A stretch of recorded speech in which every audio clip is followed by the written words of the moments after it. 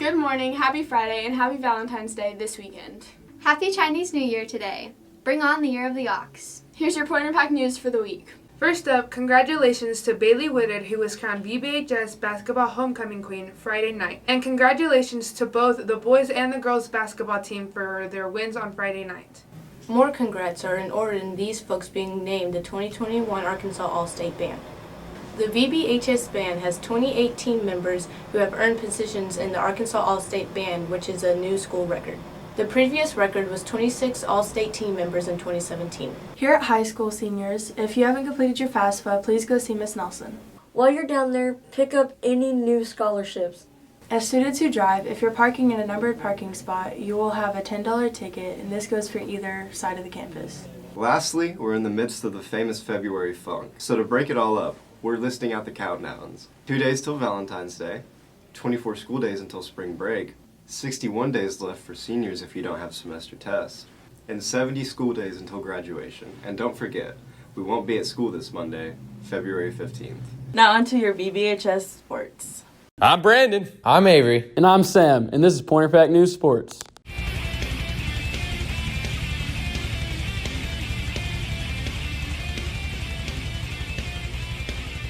Both the boys and the girls basketball teams played at Greenwood this past Tuesday. And then both the boys and the girls will play tonight here at home. That's right, here at Claire Bates Arena against Mountain Home. So come out and support. And then both the boys and the girls will go on the road next Tuesday to play at Alma. This past year, senior wrestler Seth Villanueva has decided to drop classes from 200 pounds to 175 pounds. He's doing great and feels healthier than ever. With the state wrestling tournament coming up, sophomore wrestler Grant King with a 19-3 record is projected to be first or second seed in the tournament. Atta baby Grant. On to national sports. Tom Brady and the Buccaneers beat the Chiefs 31-9 in the Super Bowl. It was an absolute bloodbath and it was a horrible game. Everyone's sad. Let us know how you feel about the commercials and the halftime show in the comments below. This has been Pointer Pack News Sports. For your news this week, we'll start in the U.S. First, we'd report on the stocks, but they change faster than we can keep up with. We can tell you this, MIT graduate student Anubhav Guha turned $500 into more than $200,000 in less than a week by trading options on GameStop. Other amateur traders paid off their student loans with their GameStop earnings. Interested in learning more about stocks? We'll post a link to our favorite newsletter in the description below. More in the U.S. Senator Mitt Romney proposed an amendment to Democrats' $1.9 trillion stimulus package that would give Americans $3,000 per child ages 6 through 17 per year and $4,200 per child under the age of 6. More in Washington, the House stripped Representative Marjorie Greene of her committee assignments as punishment for past remarks. Biden said the U.S. would end its support for the Saudi-led war in Yemen. Biden also plans to raise annual refugee admissions to 125,000 people, up from Trump's cap of 15,000. In big business news, Amazon founder and CEO Jeff Bezos announced that in Q3 of this year, he will transition from the executive chairman of the company's board. Amazon Web Services chief Andy Jassy will take the CEO spot.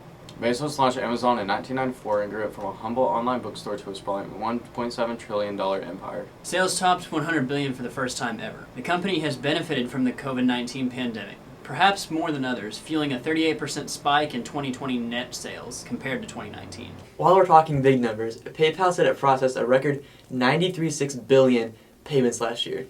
McKinsey has reportedly agreed to pay $573 million in a settlement over its role over the opioid epidemic. The agreement will be announced publicly today. Americans purchased more than 2 million firearms last month, an 80% increase from earlier. According to the WowPow analysts, it's the third highest month total on record. First-time buyers accounted for about 40% of all guns purchased in 2020, according to the National Shooting Sports Foundation, and 40% of total purchases were made by women.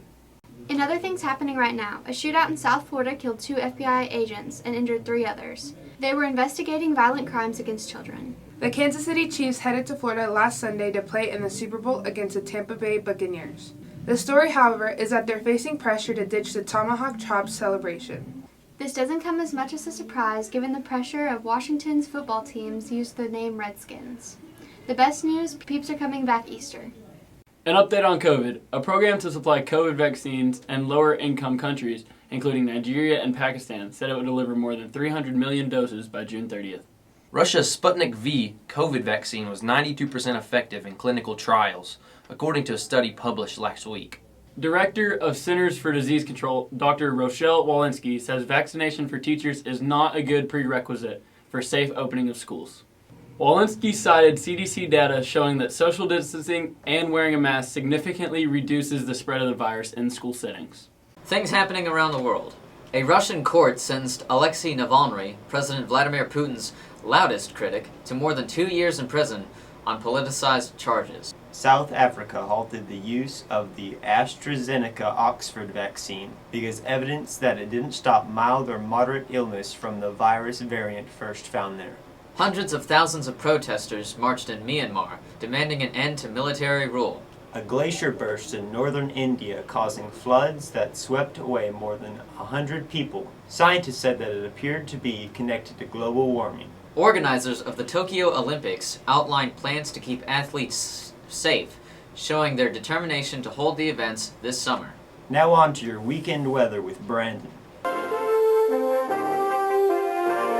Hey guys, it's Brandon Miller back here with some more Pointer Pack News weather. Hope you're having a great Friday out there. We're in a pretty crazy weather pattern right now. Many places in central and eastern Arkansas experienced icy conditions out there yesterday, causing many school closings and lots of wrecks out there. As you look back here in Van Buren, high temperatures today are going to be in the mid-30s. That's right, we're only going to get to around 35 degrees today, so it's going to be very chilly out there. As we look ahead to the weekend weather, we're not going to be above freezing for the entire weekend, as high temperatures on Saturday and Sunday are going to be in the upper 20s. And then things are going to get very interesting on Monday, as it's going to be the coldest day of the year by far, with a high temperature around 20 degrees and a low temperature around 11 degrees.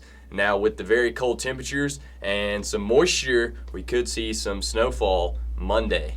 Don't quote me on that though. Then Tuesday, we're going to remain once again below freezing for the entire day. And then Wednesday, finally, we're going to get high temperatures back above the freezing mark. So the big story is obviously going to be Monday. We're going to have to keep an eye on that to see if we get any wintry precipitation.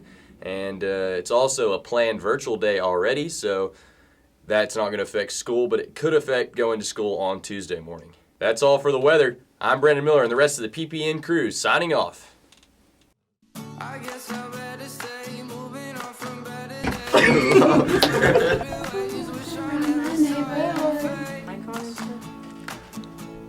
Pee pee poo poo. Yeah, it's fine.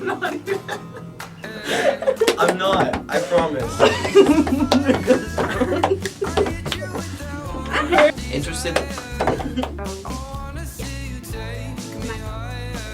Interest?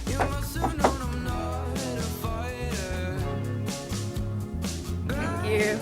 Hey. Yep. La la la la la la. Ah, no, okay. You need to